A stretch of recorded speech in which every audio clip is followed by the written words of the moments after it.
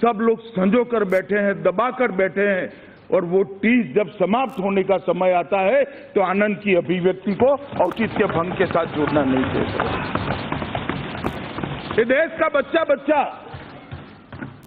ये बोलता है, कहीं पर भी जाए, बंगाल में जाए, तमिलनाडु में जाए, गुजरात में जाए, महाराष्ट्र में जाए, उत्तर प्रदेश में जाए, कि कश्मीर भारत का अभिन्न अंग है। मैं इतना पूछना चाहता हूं, कभी हम क्यों नहीं बोलते हैं कि उत्तर प्रदेश भारत का अभिन्न अंग है?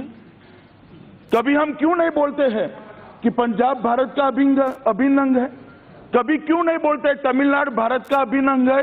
वो इसलिए बोलना पड़ता है सभापति महोदय कि 370 ने इस देश और दुनिया के मन में एक शंका आरोपित की थी कि कश्मीर भारत का अंग है या नहीं है। संविधान के अंदर इसकी बड़ी क्लैरिटी है, मगर जनमानस के अंदर, दुनिया के अंदर एक संशय था। और मैं आज बधाई देना चाहता हूं प्रधानमंत्री जी को कि उनके साहस के कारण आज ये कलंक हम से जा रहा है। धारा 370 सभापति महोदय भाषण हुए। धारा 370 भारत को कश्मीर से जोड़ती है। धारा 370 भारत को कश्मीर से नहीं जोड़ती है। धारा 370 भारत और कश्मीर को जोड़ने से रोकती है। और आज वो रुकावट, ये सदन का अगर आदेश प्राप्त होता है तो आज ये रुकावट हमेशा के लिए दूर हो जाए।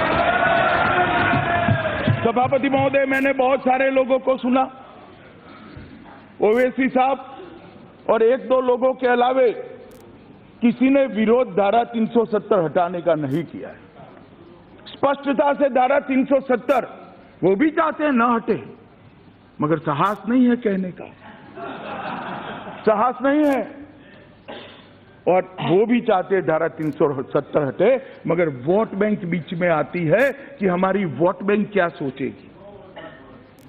मैं बताना चाहता हूं सभापति महोदय कि धारा 370 आज इस सदन के आशीर्वाद से समाप्त हो जाएगी और ये एक क्षण देश के इतिहास में सुवर्ण अक्षर से लिखा जाएगा। और मैं आज फिर से एक बार मेरे नेता और देश के प्रधानमंत्री की दृढ़ राजनीतिक इच्छा शक्ति को सत नमन करना चाहता हूं। जिस दृढ़ राजनीतिक इच्छा शक्ति के साथ उन्होंने साहस का परिचय दिया और धारा 370 को हमेशा के लिए खत्म कर दिया। सभापति महोदय, मेरी बात धारा 370 की बाद में करूंगा। पहले काफी सारे सदस्यों ने हिस्सा लेते हुए कुछ चीजों के बारे में जानना चाहा है, कुछ मुद्दे भी उपस्थित किए, इसका मैं सबसे पहले जवाब दूंगा। काफी सारे विपक्ष के सभ्यों ने कहा है, सम्मानीय सदस्यों ने कहा है कि ये यूटी हमेशा के लिए है या क्या? यूटी क्यों बनाई? यूटी कब तक रहेगी? मनीष तिवारी जी ने कहा, बहन सुप्रिया सुले ने कहा, अधीर रंजन जी ने भी कहा। मैं मगर स्पष्ट करना चाहता हूं इस सदन के माध्यम से पूरे देश के सामने और विशेषकर घाटी के लोगों के सामने, जम्मू के लोगों के सामने, कि जहां तक यूटी का सवाल है, परिस्थिति सामान्य होते ही उचित समय पर पूर्ण राज्य का दर्जा देने में इस सरकार को कोई आपत्ति नहीं। और मैं आगे भी कहना चाहता हूं, मान्यवर, एक मुद्दा उठाया गया कि पाक ऑक्यूपाई कश्मीर दे दिया। पाक ऑक्यूपाई कश्मीर भारतीय जनता पार्टी की सरकार और देश के प्रधानमंत्री नरेंद्र मोदी कभी दे ही नहीं सकते। आज भी पाक ऑक्यूपाई कश्मीर की 24 सीटें हमारा हिस्सा रहने वाली है और पाक ऑक्यूपाई कश्मीर पर हमारा दावा इतना ही मजबूत है जितना पहले था। माननीय अध्यक्ष जी, आपके माध्यम से मैं, अधीर रंजन चौधरी जी ने एक और सवाल उठाया कि 370 गई तो अब क्या 300 नहीं। अधीर रंजन चौधरी जी ने एक और सवाल उठाया कि यूएन में है, आप कैसे कर सकते हो? मैंने उनसे स्पष्टता मांगी। देखिए, मैंने ये कहा कि जम्मू कश्मीर 1948 से हुआ यूनाइटेड नेशंस की मॉनिटरिंग है या नहीं। एक रुकिए रुकिए रुकिए, एक मिनट कैसे ला सकते बोलने दीजिए प्लीज। आप तो गृह मंत्री, आपके सारे जानकारी है। मैंने ये कहा कि जम्मू कश्मीर को अभी तो बाइफर्केट कर दिया गया, यूनियन टेरिटरी बना दिया गया, तो ये स्थिति क्या होगा, इसके ऊपर आपका क्या विचार होगा। और ये भी मैंने कहा, I want to be enlightened by you. ये और मैं और दूसरे आपको उठाया कि पीओके की स्टेटस क्या होगा। ये दो बात उठाया था मैंने, क्योंकि पीओके के बारे में आपकी जो विधायक है इसमें कोई इसका जिक्र नहीं है। इसीलिए मैं सभापति महोदय, जो बिल लेकर मैं सदन के सामने उपस्थित हुआ हूं, इसमें पीओके और अक्साई चिन्ह दोनों का उल्लेख है और 1-1 इंच जमीन का उल्लेख है। जहां तक यूएन का सवाल है, सभापति महोदय, मैं थोड़ी इसके इतिहास में जाना चाहता हूं। 1 जनवरी 1948 में संयुक्त राष्ट्र के चार्टर के अनुच्छेद 35 में रेफरेंस किया गया। 20 जनवरी 1948 को संयुक्त राष्ट्र ने UN commission for India and Pakistan UNCIP को सेटअप किया और 13 अगस्त 1948 को UNCP के प्रस्ताव को भारत और पाकिस्तान दोनों ने स्वीकार कर लिया। मगर जब प्रस्ताव स्वीकार हुआ, उसमें प्रस्ताव का पहला और दूसरी 2 चीजें थी, 2 धाराएं थी और तीसरी धारा भी थी। दूसरी धारा, पहली धारा में क्या था कि कभी भी किसी भी देश की सेना किसी भी देश की सीमाओं का उल्लंघन नहीं करेगी। और जिस दिन 1965 के अंदर पाकिस्तान की सेनाओं ने हमारी सीमाओं का अतिक्रमण करा, उसी दिन ये प्रस्ताव खारिज हो गया था, क्योंकि 1 और 2 नहीं होता है तो 3 का सवाल ही नहीं आता है। इसलिए इसका कोई सवाल पैदा नहीं होता है, ना कोई बाधक है। एक गृह अपना सदन संपूर्ण अख्तियार रखता है जम्मू और कश्मीर के राज्य के डिवीजन। दूसरा, माननीय सभापति महोदय, दूसरा हुआ कि जब शिमला समझौता हुआ, इसको भी तत्कालीन प्रधानमंत्री जी ने इसको रिकॉर्ड पर लाया। श्रीमती इंदिरा जी उस वक्त प्रधानमंत्री थी और शिमला समझौते ने इस बात को दोहराया है। इसलिए यूएन का जहां तक मामला है, भारत की सीमाओं के अंदर कोई भी निर्णय लेने के लिए भारत के संसद के दोनों सदनों को पूरा संवैधानिक अख्तियार है, वो स्पष्ट होगा। सभापति महोदय, मनीष जी ने बड़ा एक इतिहास का लंबा आरोपण यहां पर किया पृष्ठभूमि समझाने के लिए। वो इससे कोई डिस्प्यूट भी नहीं है, मगर एक सीमा पर आकर वो रुक गए इतिहास में। मैं उनको पूछना चाहता हूं कि आपने इतिहास तो कहा कि भारत ने अपनी सेनाएं भेजी, सेनाओं ने खदेड़ा घुसपैठियों को, और घुसपैठियों के स्वांग में जो पाकिस्तान की सेना के जवान थे, अधिकारी थे, उनको। मगर मैं एक छोटी सी बात पूछना चाहता हूं, जब हमारी सेना विजयी हो रही थी तब, और ये सारा यश दिया उन्होंने कि जवाहरलाल जी के नेतृत्व में ये सब हुआ, जवाहरलाल जी के कारण हुआ, और दैट इज व्हाई कश्मीर आज भारत का हिस्सा है। मगर सभापति महोदय, मैं उनको आपके माध्यम से कहना चाहता हूं कि सेना विजयी हो रही थी, सेना काफी पाकिस्तानी कबीलाइयों के क्षेत्र में अधिकार में आए हुए हमारा हिस्सा जीत कर आई थी, तो अचानक एक तरफा शस्त्र विराम किसने कर दिया? किसने किया? मैं मनीष जी बताना चाहता हूं, वो भी जवाहरलाल नेहरू जी ने किया, और इसी के कारण आज पाक ऑक्यूपाई कश्मीर है।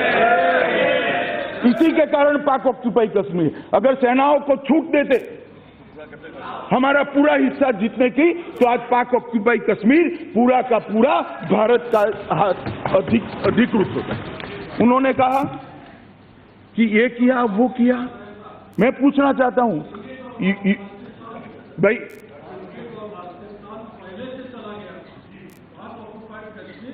बाद में नहीं ठीक है, 47 में गिलगिट और बाल्टिस्तान मेजर ब्राउन उसको दे दिए। मैं पाक ऑक्यूपाई कश्मीर की ही बात कर रहा हूं अभी, क्योंकि इन्होंने पाक ऑक्यूपाई कश्मीर का रेफरेंस दिया। बाद में यूएन का रेफरेंस किया अधीर रंजन जी ने। यूएन में ले कौन गया? कौन ले गया? ढेर सारे दस्तावेज जो है साहब, देश के उप प्रधानमंत्री और गृह मंत्री को विश्वास में लिए बगैर आकाशवाणी के रूम में जाकर वायु प्रवचन कर दिया कि भारत इस मसले को 35 सेक्शन के अंदर ले। सेक्शन भी ठीक पसंद करते, शशि थरूर जी को मालूम है ना। ना मत बोलिए, अब आप बोल रही है भैया, आप बोल रही है।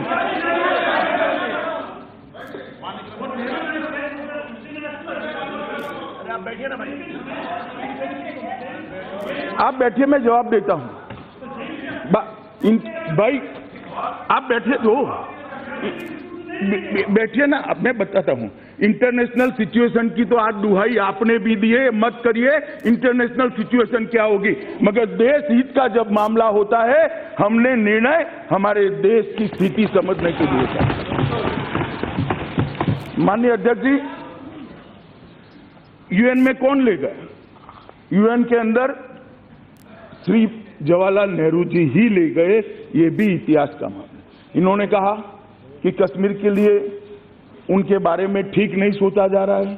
अब इतिहास में तो जो घटनाएं होगी इसी के आधार पर ही सोचा जाएगा। ये घटना के बारे में भी इतिहास कभी न कभी तय kरेगा कि सच्ची है, ये ठीक है देश के लिए या नहीं है। मगर मुझे भरोसा है जब भी ये घटना का जिक्र होगा, नरेंद्र मोदी जी को देश सालों सालों तक याद रखेगा। माननीय अध्यक्ष जी, उन्होंने कहा कि 371 का क्या करो, और बड़े वकील है साहब, मैं तो लॉ पढ़ा नहीं हूं। 371 और 370 के बीच का अंतर मैं आपके माध्यम से सदन को बताना चाहता हूं। 370 जम्मू कश्मीर राज्य के संबंध में अस्थायी उपबंध। अस्थायी शब्द बड़ा महत्वपूर्ण है मान्यवर, ये पहले से कहा गया है कि अस्थायी उपबंध है, और 370 हटाने की जरूरत इसलिए है कि वो देश की संसद का अख्तियार वहां पर कम करता है। देश में आगे बताऊंगा, ढेर सारे कानून जो जनता के बारे में अच्छाई के लिए हम बनाते हैं, वो जम्मू कश्मीर की जनता तक पहुंचते नहीं है।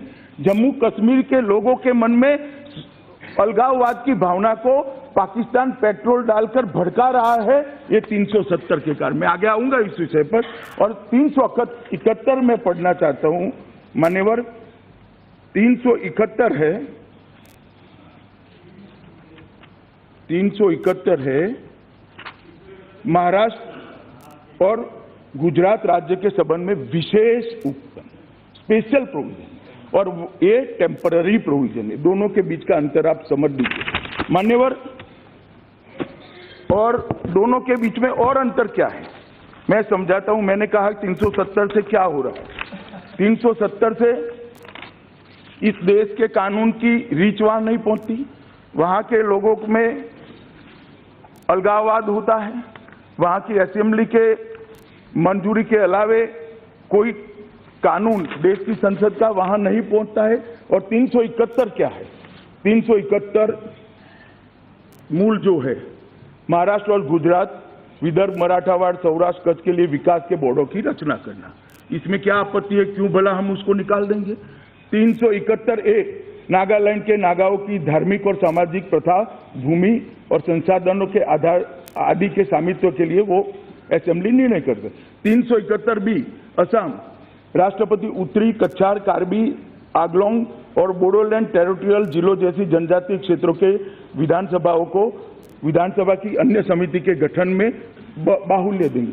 हम ये क्यों निकालेंगे? ये कहीं पर भी देश की एकता और अखंडता के लिए बाधक नहीं है। 370 का और 371 की कंपैरिजन कर आप देश की जनता को गुमराह करना चाहते हो, ऐसा नहीं हो पाएगा। देश की जनता सब समझती है 370 और 71 के बीच में अंतर क्या है। मान्यवर, इसी तरह से मणिपुर, आंध्र प्रदेश का विश्वविद्यालय, सिक्किम, मिजोरम, अरुणाचल प्रदेश और कर्नाटक, ये सारे राज्यों की कुछ बेसिक समस्याओं को सुलझाने के लिए 371 से 371 जे तक अलग अलग अनुच्छेद लाए गए हैं। मैं इतना ही कहना चाहता हूं मान्यवर कि 370 और 371 का कंपैरिजन हो नहीं सकता, और मैं स्पष्टता करना चाहता हूं क्योंकि रिकॉर्ड पर कहा गया है कि 371 भी ये सरकार हटा लेगी तो नॉर्थ ईस्ट के राज्यों का क्या होगा। सिर्फ नॉर्थ ईस्ट नहीं, महाराष्ट्र, कर्नाटक, आंध्र और नॉर्थ ईस्ट के सारे राज्यों को मैं आश्वस्त करना चाहता हूं कि नरेंद्र मोदी सरकार की कोई मंशा 371 को हटाने की नहीं है। वो आश्वस्त रहे, किसी से गुमराह होने की जरूरत नहीं। माननीय अध्यक्ष महोदय, उन्होंने एक कहा कि 300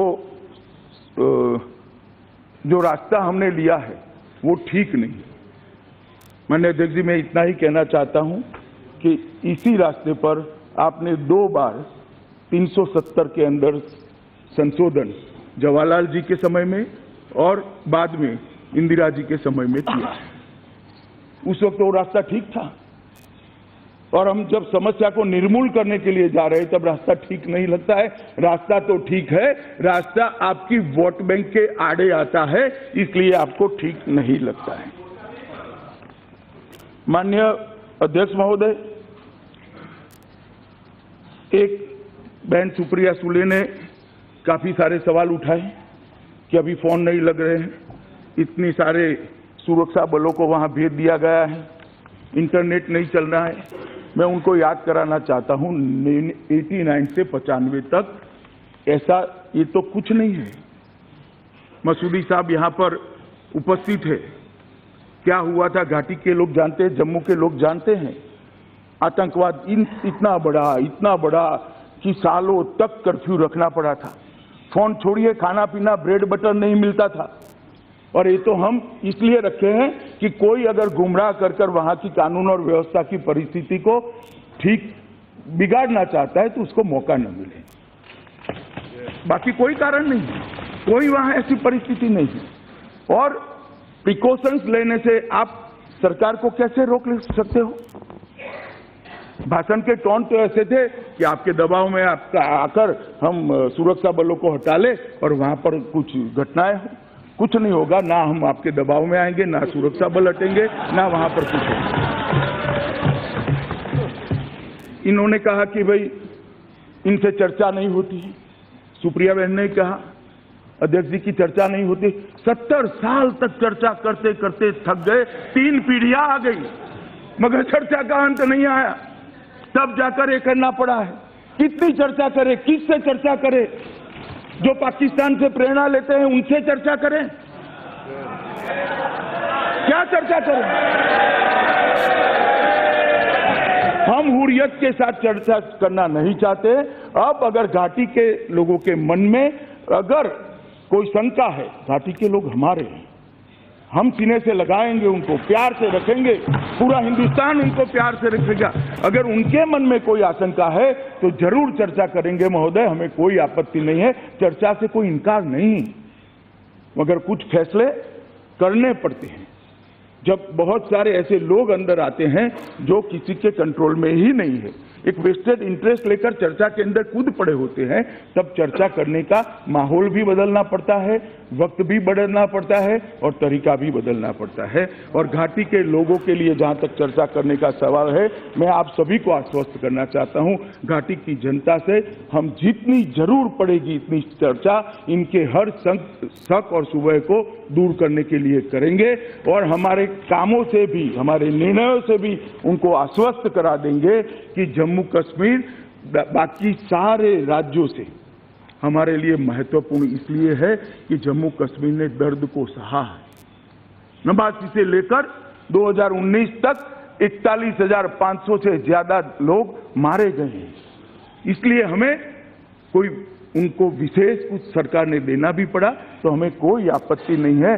प्यार से बात कर उनके विकास के लिए जो करना है वो 100 कहेंगे तो हम 110 तक जाने के लिए तैयार है। मोदी जी का दिल बड़ा है। मोदी जी ने पहली सरकार में भी 1.25 लाख करोड़ रुपए का पैकेज दिया था, जिसमें 80,000 करोड़ रुपया खर्च हो चुका है। मैं बताऊंगा आगे कि क्या क्या हुआ है।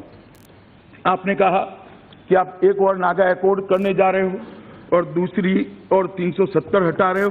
मैं स्पष्टता कर दूं, नागा अकॉर्ड और 370 के बीच में दूर दूर तक कोई रिलेशन नहीं है। कोई ऐसा ब्लंडर जो पास्ट में हुआ था वो हम नहीं करेंगे, इसमें हमें कोई रिलेशन नहीं है। आप इसमें मन में आश्वस्त रहिए। दूसरा, आपका एक स्टेटमेंट है बेकारी के कारण आतंकवाद बढ़ा। मैं इससे सहमत नहीं हूं। बेकारी, इकोनॉमी, ये हर राज्य की समस्या है। वहां आतंकवाद क्यों नहीं बढ़ा? सिर्फ जम्मू और कश्मीर में क्यों हुआ? क्योंकि वहां 370 का उपयोग कर पाकिस्तान ने एक अलगाववाद की भावना को खड़ा किया। अलगाववाद की भावना को पाकिस्तान को पेट्रोल डालने का मौका मिला और हमारे युवाओं ने गुमराह होकर हथियार उठा लिए। मान्यवर, इसका कोई लेन देन नहीं है। और अगर इकोनॉमी का भी लेन देन है तो मैं बाद में बताता हूं 370 इकोनॉमी के लिए भी कैसे बाधक है, वो मैं बाद में बताता हूं। उन्होंने कहा कि भाई राइट टू एजुकेशन, मैं बाद में इस पर आऊंगा। बालू साहब ने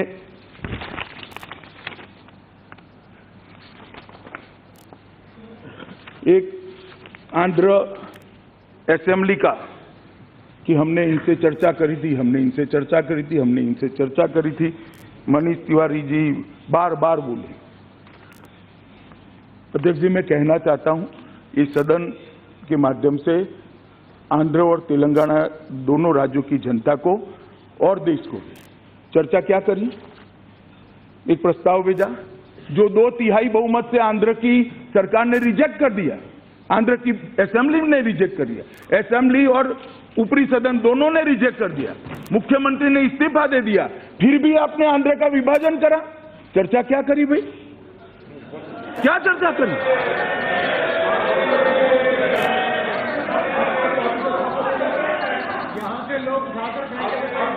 नहीं, आप बैठे ना, मैं बताता हूं। सवाल मेरी पार्टी की सहमति की या असहमति का नहीं है। एक मिनट भाई, एक मिनट, मुझे सुनेंगे या नहीं सुनेंगे? आप मुझे सुनेंगे या नहीं सुनेंगे? मैं वो विभाजन पर जाता ही नहीं, उचित था या नहीं था। मनीष जी ने प्रक्रिया का सवाल उठाया। आप पहले तत्व को पकड़िए। उन्होंने प्रक्रिया का सवाल उठाया कि स्थानीय लोगों से चर्चा की। अब स्थानीय असेंबली और स्थानीय अपर हाउस की तो मंशा थी कि डिवीजन न हो, फिर आपने क्यों करा? और आपने करा तो हमें क्यों टोक रहे हो भैया? आप बताओ जरा। और कैसे करा था? हम तो बैठकर आमने सामने ठंडे दिमाग से आपसे चर्चा कर रहे थे। सदन के दरवाजे बंद कर दिए गए, टिंगा टोली कर उठाकर मार्शलों ने सांसदों को बाहर फेंक दिया। काला दिन आज नहीं है, काला दिन वो था जिस दिन संसद की प्रणयता आपने भंग किया। मैं अभी भी कहता हूं, मैं आंध्र के डिवीजन या करना चाहिए या नहीं करना चाहिए उसके पक्ष में नहीं हूं। मैं इस मुद्दे पर नहीं हूं, मैं प्रक्रिया के मुद्दे पर हूं। मैं प्रक्रिया का वर्णन कर रहा हूं। मनीष जी ने सवाल उठाया था, इसलिए मैं इसको कहता हूं। उन्होंने कहा रातों रात आपने एक राज्य को 2 यूटी में बांट दिया। आज से अभी 2 यूटी है। 1975 में पूरे देश को इमरजेंसी डालकर आपने यूटी बना दिया था। हमें मत समझाइए। 1975 में पूरे देश को यूटी बना दिया था। और मान्यवर, मैं इतना ही कहना चाहता हूं। मैं फिर से एक कहना चाहता हूं कि यूटी का जवाब, जहां तक सवाल है, लद्दाख यूटी, वो तो लद्दाख वालों की डिमांड जो आपने आज तक पूरी नहीं की थी। जहां तक जम्मू एंड कश्मीर का सवाल है, परिस्थिति वहां नॉर्मल होते ही उचित समय पर हम तुरंत उस पर पुनर्विचार करेंगे और निर्णय लेंगे। एक मिनट मैं बताता हूं। नेहरू जी ने कहा था कि ये टेम्पररी है और उचित समय आएगा तब हटाएंगे। 70 साल लगे, हमें 70 साल नहीं लगेंगे, इतना मैं जरूर कहना।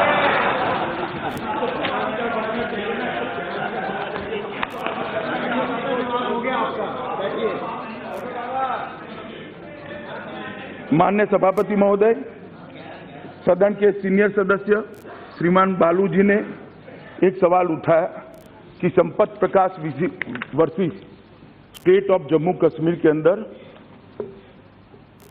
के जजमेंट के तहत ये जो बिल लेकर, संकल्प लेकर मैं आया हूं, ये अनकॉन्स्टिट्यूशनल है। Sampat Prakash versus state of Jammu Kashmir, उसमें दलील क्या थी? इसके अंदर दलील ये थी कि आर्टिकल 373 अस्तित्व में ही नहीं रहता है, क्योंकि जैसे ही जम्मू एंड कश्मीर की कॉन्स्टिट्यूएंट असेंबली का अस्तित्व समाप्त हो जाता है, आर्टिकल 373 का अस्तित्व समाप्त हो जाता है। ये जजमेंट मेरे पक्ष में है बालू साहब। जो आप आर्ग्यू कर रहे हो ना, कॉन्स्टिट्यूएंट असेंबली है ही नहीं तो कैसे किया? हाँ, मैं बताता हूं। उसमें वही जजमेंट के पैरा 5 और 6, आप कमेंट्री पढ़ रहे थे, मैं पैरा 5 और 6 मेरे पास जजमेंट भी है, मैं ज्यादा समय नहीं लेना चाहिए, रिकॉर्ड पर रख दूंगा।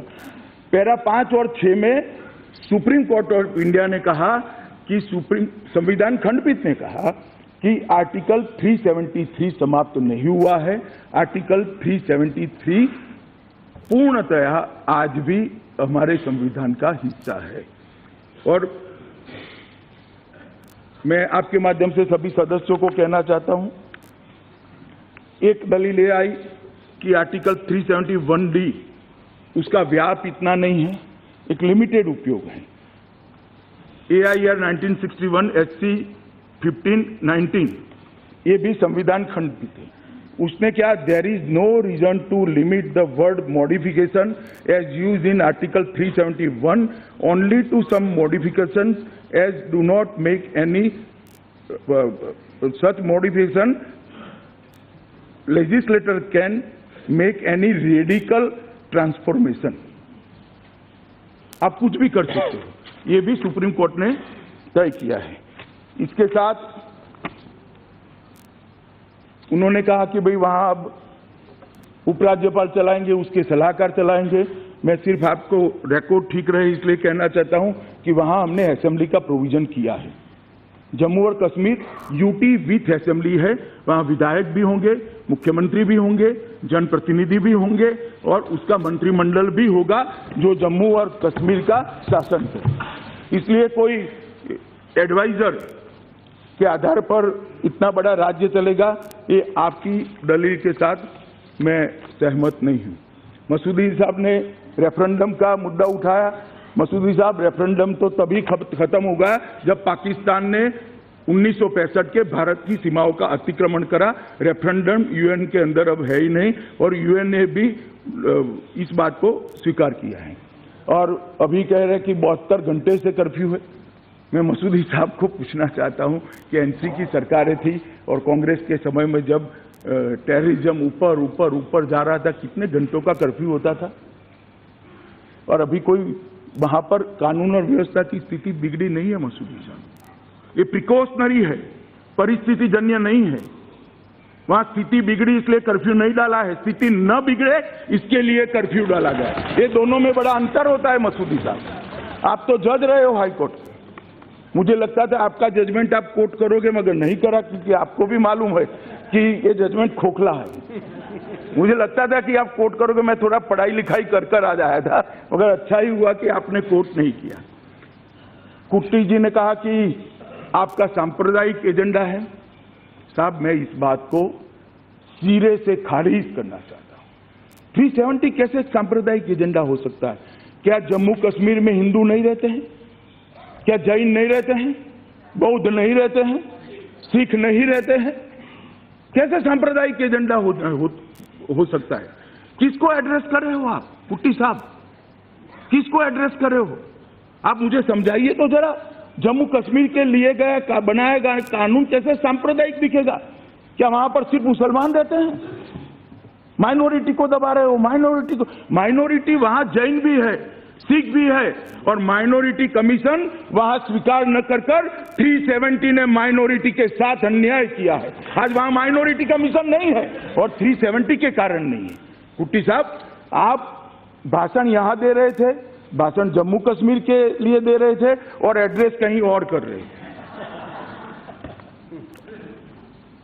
उन्होंने कहा कि जम्मू को बांटना कंसेंट के अलावे ठीक नहीं। मैंने सुबह ही बहुत विस्तार से किस संविधान की किस धाराओं के तहत हमने किया है और ये अधिकार कहां से प्राप्त होता है सदन के सामने रखा है, इसलिए मैं उसको रिपीट करना नहीं चाहता। शशि थरूर जी ने कहा कि सिक्योरिटी का चिंता हो रहा है। थरूर साहब, 1989 से लेकर आज तक 41,500 लोग मारे गए हैं, यही रास्ते पर मारे गए हैं। मैं आप सबको हृदय से पूछना चाहता हूं, अभी भी वही रास्ते पर चलना है?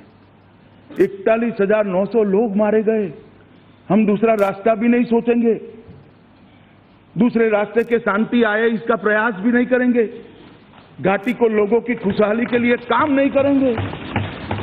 70 साल इसी रास्ते पर चले जिसका आप आग्रह कर रहे हो। क्या परिणाम आया, मैं पूछना चाहता हूं, क्या परिणाम आया?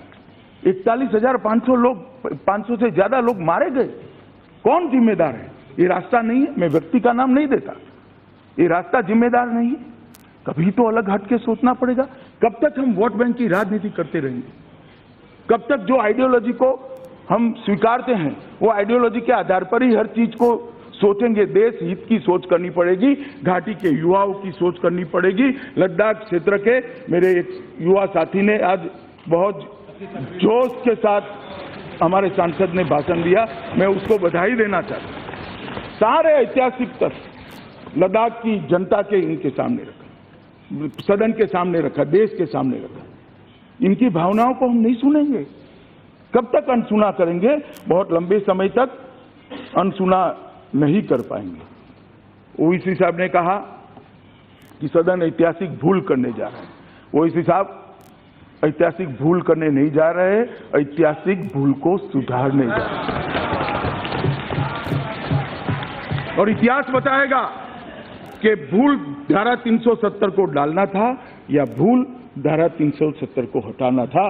मुझे विश्वास है 5 साल के बाद जम्मू कश्मीर के अंदर प्रधानमंत्री जी के नेतृत्व में जो विकास होने वाला है वो देखकर घाटी की जनता भी कहेगी कि 370 का झुनझुना हमें जो पकड़ा दिया गया उसने हमारा बहुत अहित किया। उन्होंने भी नागा समझौते का रेफरेंस करा। उन्होंने कहा कि मैं मेरे आयरन फेस को बनाने के लिए सब एक्सरसाइज कर रहा हूं।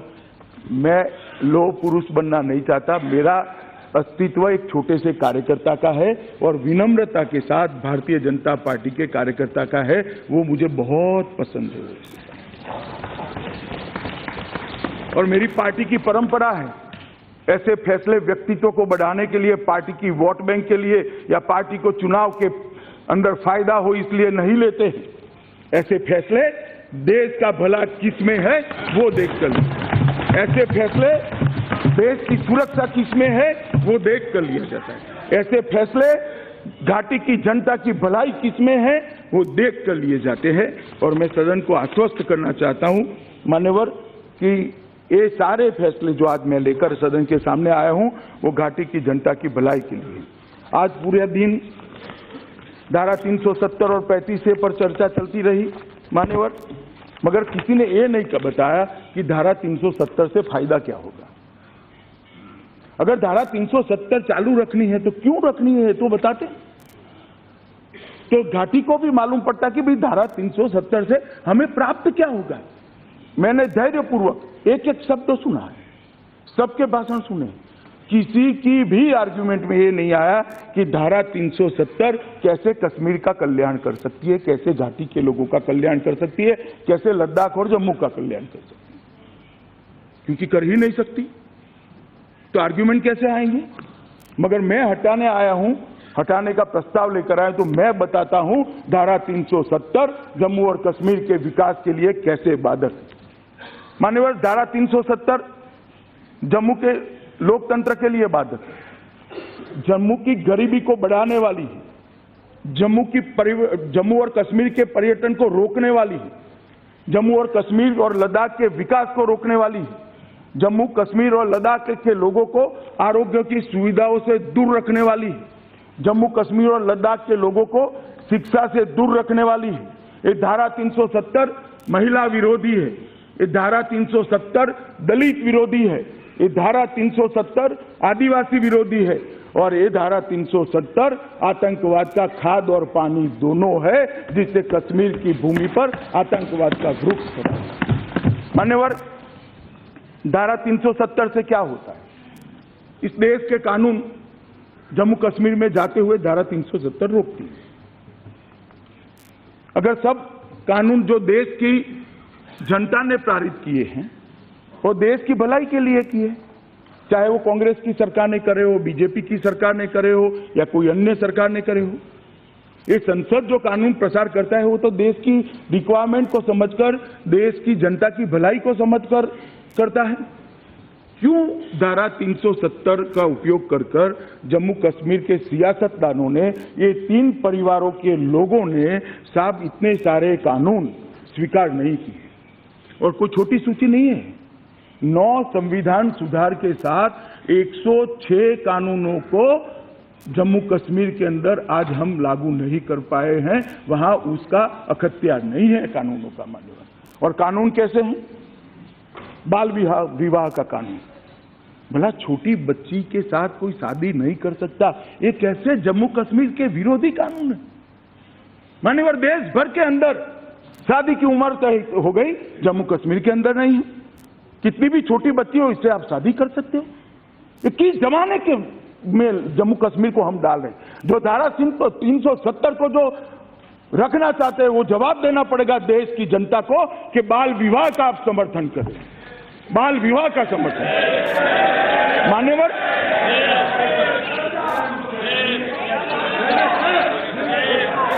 मेरी बात लंबी है, भी मुझे बोलने का मौका दिया जाए।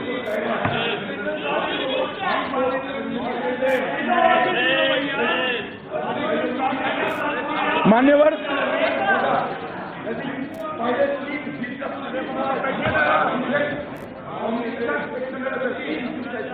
अरे वो छोड़ो ना भाई, मैं बाल विवाह की बात कर रहा हूं।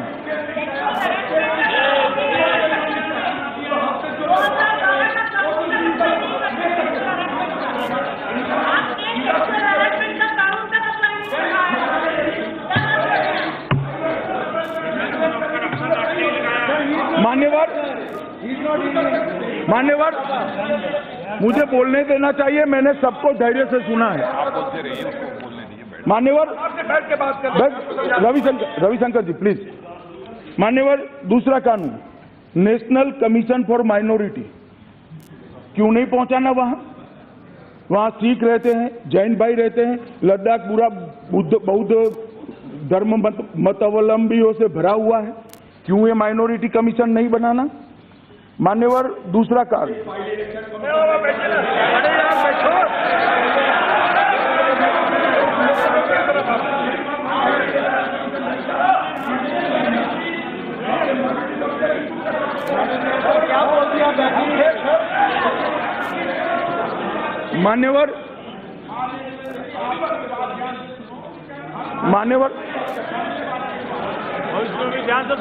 मान्यवर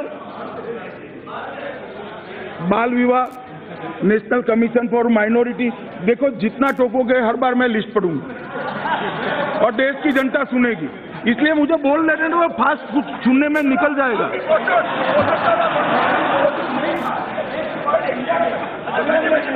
मगर हम सब ले रहे हैं अब हम सब ले रहे हैं।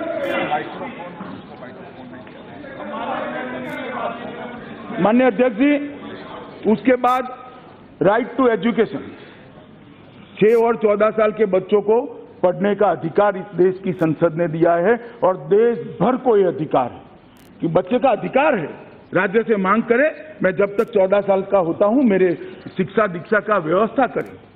मसूदी साहब बता रहे थे कि वहां स्कूलें हैं, अच्छा काम कर रही है। मैं बताना चाहता हूं मान्यवर, पढ़ाई लिखाई हो रही है और पढ़ाई लिखाई का मेरा अधिकार है। दो चीजों में मूलभूत अंतर है। देश के सभी बच्चों को, 6 से 14 साल के बच्चों को अधिकार है, जम्मू कश्मीर के बच्चों को नहीं।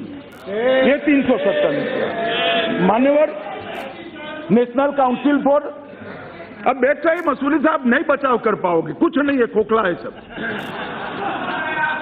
मान्यवर national council for teacher education, अब मैं पूछना चाहता हूं जो 370 बचाना चाहते हैं, टीचरों को ढंग से बच्चे को कैसे पढ़ाना चाहिए, वो करना चाहिए या नहीं करना चाहिए? इसमें क्या आपत्ति थी, क्यों नहीं स्वीकार करा? ये 370 रोक कर बैठी है मान्यवर। इसके बाद में लैंड एक्विजिशन लैंड, वो भी स्वीकार नहीं हुआ। मल्टीपल डिसेबिलिटी एक्ट, दिव्यांगों के लिए और बाकी सारी व्यवस्थाओं के लिए एक कानून बना, मगर वहां पर नहीं स्वीकार किया। बूढ़ों के लिए बनाया हमने, जो वरिष्ठ नागरिक है, maintenance and welfare of parents act बनाया, उसको भी स्वीकार नहीं किया मान्यवर। और इसमें किसकी बुराई थी, कोई बता दे मुझे। ये धारा 370 ने क्या किया? कभी डेप्थ में गए हो? डेप्थ में गए हो? मान्यवर में जो कटार लिखते हैं उनको भी सदन के माध्यम से कहना चाहता हूं, कभी इसके परिणामों के बारे में विचार किया है कि हमने क्या घट कर दी है घाटी की, जम्मू कश्मीर के नागरिकों की? कितने सारे अधिकारों से उनको वंचित रखा है। मान्यवर सीनियर सिटीजन एक्ट मैंने कह दिया, डिलिमिटेशन, देश भर में डिलिमिटेशन हुआ, जम्मू कश्मीर में डिलिमिटेशन नहीं होगा। कितनी भी कॉन्स्टिट्यूंसी में आबादी बढ़ जाए, आप एक ही जनप्रतिनिधि मिलेगा, क्यों भला?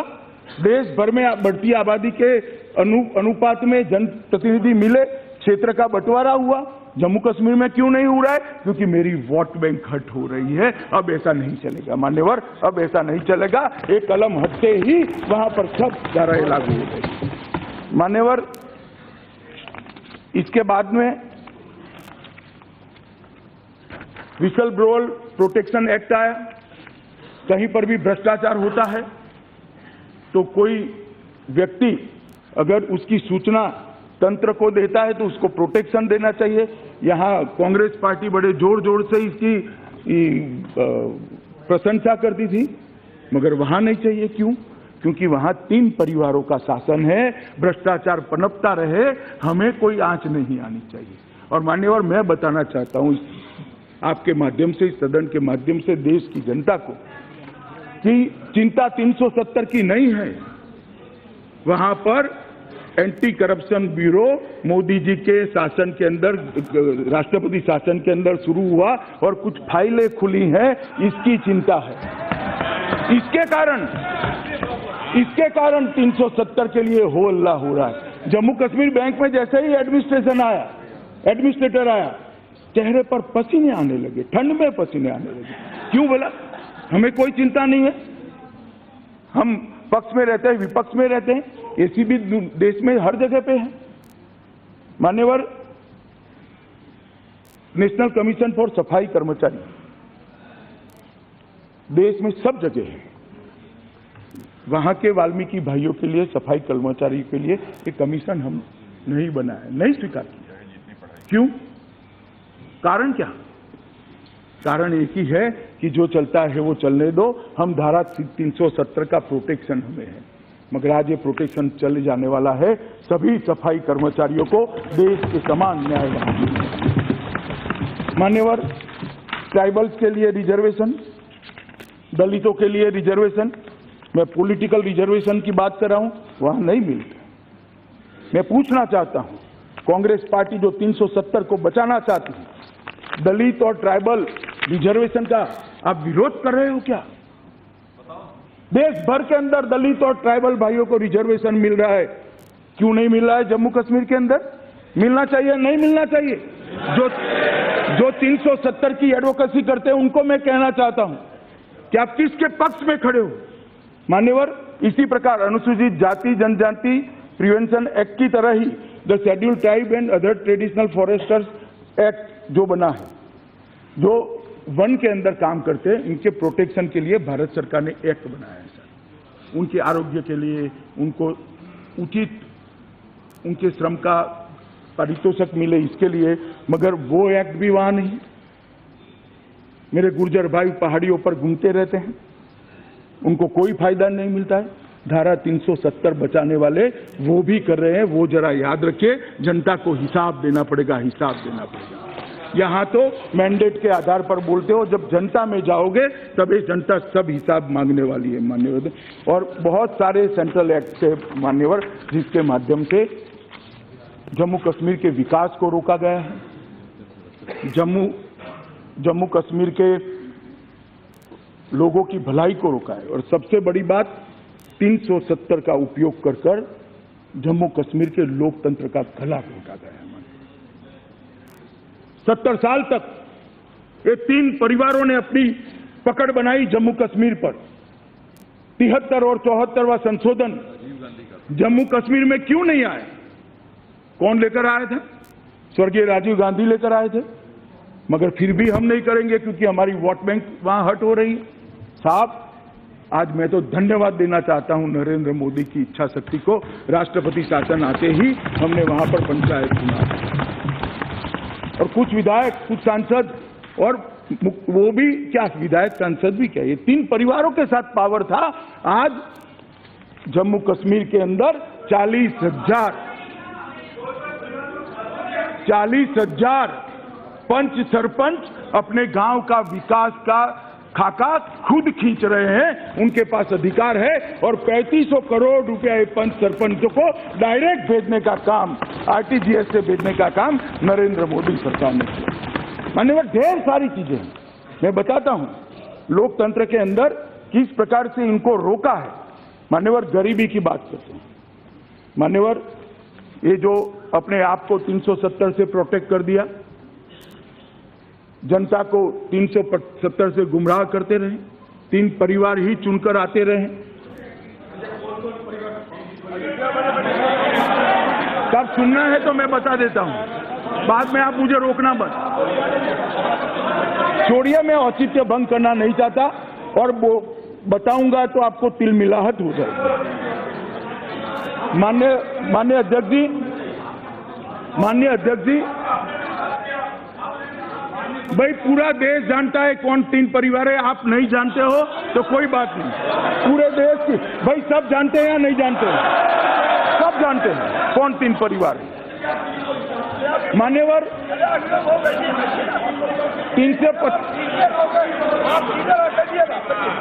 370 और 35 से जम्मू कश्मीर के अंदर भ्रष्टाचार हुआ। पूरा पैसा जो जनता के कल्याण के लिए गया, वहां पर इतना विकास नहीं हुआ जितना विकास होना चाहता था। अभी सब लोग कहेंगे 370 की एडवोकेसी करने वाले कि डेवलपमेंट हुआ है। मैं आंकड़े देना चाहता हूं मान्यवर, 2004 से 2019 तक 2,77,000 करोड़ रुपया भारत सरकार ने जम्मू कश्मीर को दिया है। मगर जम्मू के गांव में जाकर देखिए स्थिति क्या है। गांव में जाकर देखिए कितनी गुर्बत है, कितनी गरीबी है, कहां गया है पैसा। ये 370 का उपयोग कर कर एक शेल्टर बनाकर अथाह भ्रष्टाचार करने का काम वहां के सियासतदानों ने किया। मान्यवर, 2011-12 में भारत में प्रति व्यक्ति भारत सरकार ने 3,683 रुपया एवरेज भेजा, जिसमें जम्मू कश्मीर भी आ जाता है, मगर एवरेज निकाले तो 3,683 प्रति व्यक्ति, 3,683 करोड़ नहीं, 3,683। जम्मू कश्मीर में प्रति व्यक्ति 14,255 करोड़ रुपया भेजा, मगर वहां विकास नहीं हुआ। मान्यवर, 2017-18 में 8,227 करोड़ रुपया भेजा, और अब जम्मू कश्मीर में 2017-18 में 27,358 करोड़ रुपया भेजा है। अब जाकर जब राष्ट्रपति शासन आया है तो उनके नसीब में गैस भी आया है, बिजली भी आई है, शौचालय भी आया है, गांव के रोड भी बन रहे हैं, और सरपंच और पंच बैठकर गांव के विकास का खाता। इसके लिए उनको 370 नहीं हटानी है मान्यवर, मगर मैं इसके साथ सहमत नहीं सोचता। बेटियों की बात करते थे, महिलाओं की बात करते थे। जम्मू कश्मीर की बेटी अगर कोई भारतीय से शादी करती है मान्यवर, तो उसके बच्चों को अधिकार नहीं है जम्मू कश्मीर के नागरिक बनने का, वहां संपत्ति लेने का। क्यों? क्या गुनाह है उसका?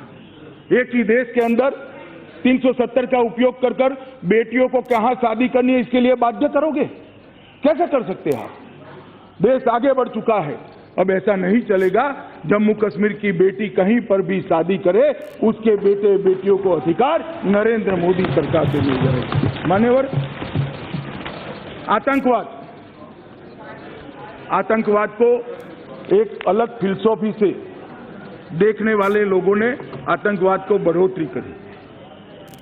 बहन सुप्रिया बहन मेरी बात से सहमत नहीं होगी, उन्होंने एक अलग थियरी रजू करी कि आतंकवाद का मूल गरीबी में है।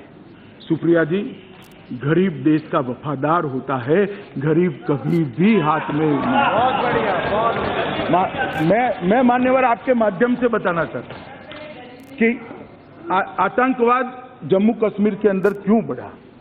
जम्मू कश्मीर के अंदर धारा 370 का अपप्रचार कर कर वहां पर अलगाववाद और बाकी सारी चीजों को, स्वायत्तता की मांग का जहर हर रोज घोला गया जनमानस के लिए। लोगों को ऐसा लगा कि हमें इससे बहुत मिल जाएगा। क्या मिला? कोई हिसाब दे दे जम्मू कश्मीर की जनता को कि क्या मिला आपको? कुछ नहीं मिला गरीबी के अलावे। किसका भला हुआ? ये 3 परिवारों का भला हुआ और किसी का भला नहीं हुआ मान्यवर, ये 3 परिवारों का ही भला हुआ। मान्यवर, क्या मिला जम्मू कश्मीर की जनता को? मगर परिणाम क्या हुआ? 1988 के अंदर जनरल जियाउल हक ने ऑपरेशन टोपैक की शुरुआत की। जरा सुनिए भाई, जनता को जवाब देने में काम में आएगा। 1988 में जियाउल हक ने ऑपरेशन टोपैक की शुरुआत की। मान्यवर, 3 युद्ध हारने के बाद पाकिस्तान ने सीधा युद्ध करना बंद कर परोक्ष रूप से युद्ध लड़ने की शुरुआत की। वो दस्तावेज के अंदर धारा 370 और 35 का जिक्र है। और जिक्र क्या है कि धारा 370 और 35 ऐसी है जिसके कारण अलगाववाद खड़ा करे तो जम्मू कश्मीर का युवा देश को, हमारे देश को, जम्मू कश्मीर को अस्थिर कर सकता है। और मान्यवर, इसका उदाहरण है कि पाक प्रेरित आतंकवादी संगठन तो चाहते हैं देश भर के अंदर आतंकवाद पनपे, बढ़े, फले, फूले। क्यों नहीं बाकी राज्यों में पला बढ़ा? वहां क्यों बढ़ा? क्योंकि वहां अलगाववाद का मूल 370 के अंदर जनता के बीच में आरोपित करने का काम पाकिस्तान ने किया, इसको खाद और पानी देने का काम किया और 88 से आतंकवाद का एक बहुत बड़ा वहां पर तांडव शुरू हुआ और 89 से लेकर आज तक 41,000 लोग मारे गए हैं। मान्यवर, आज भी लड़ाई का अंत नहीं है। हम स्पष्ट संदेश देना चाहते हैं मान्यवर कि 370 से जम्मू कश्मीर का और विशेषकर घाटी के युवाओं का भला नहीं हुआ है। आतंकवाद के रास्ते पर जो युवा गए सबको, मैं तो जिनके मन में अलगाववाद की भी भावना है या 370 के लिए भी जो लोग सोचते हैं कि हमारा कुछ छिन गया, मैं सबको विनम्र भाव से कहना चाहता हूं ये सदन का उपयोग कर कर कि आप हिसाब किताब तो करिए कि आपको 370 से क्या मिला। रोटी मिली, शिक्षा मिली, सुख सुविधा रोजगारी मिली, आरोग्य मिला, क्या मिला 370 से? क्यों झुनझुना पकड़े हुए हो?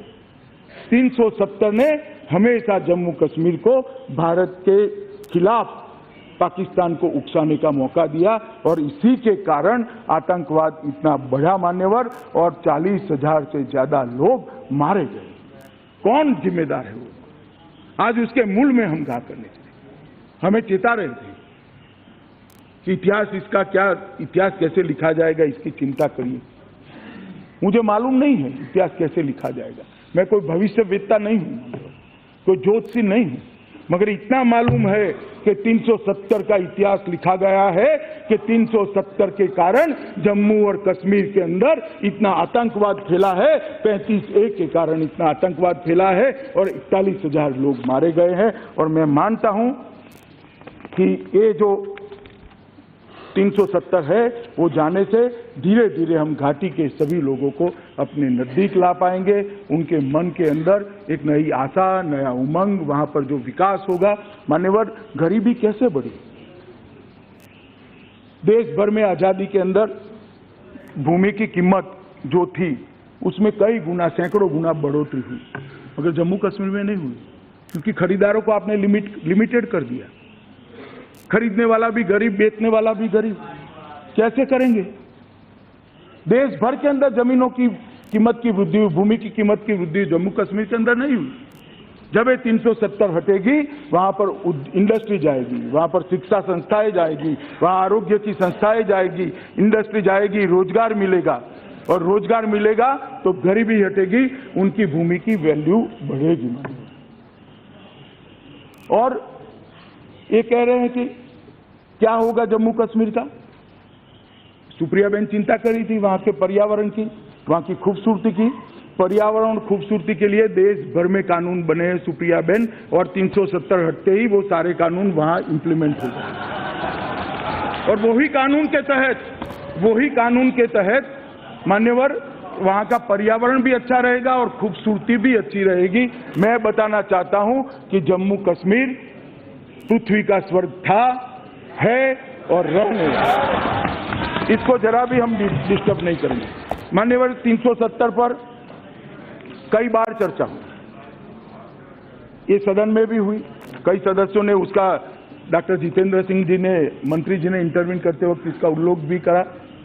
370 पर जब चर्चा हुई तब मधु लिमय, राम मनोहर लोहिया, इंदर मल्होत्रा, श्री समनानी, अब्दुल गनी जो कांग्रेस के संसद सदस्य थे, गोपाल दत्त मेंगी, श्यामलाल सराफ, अटल जी तो थे ही थे।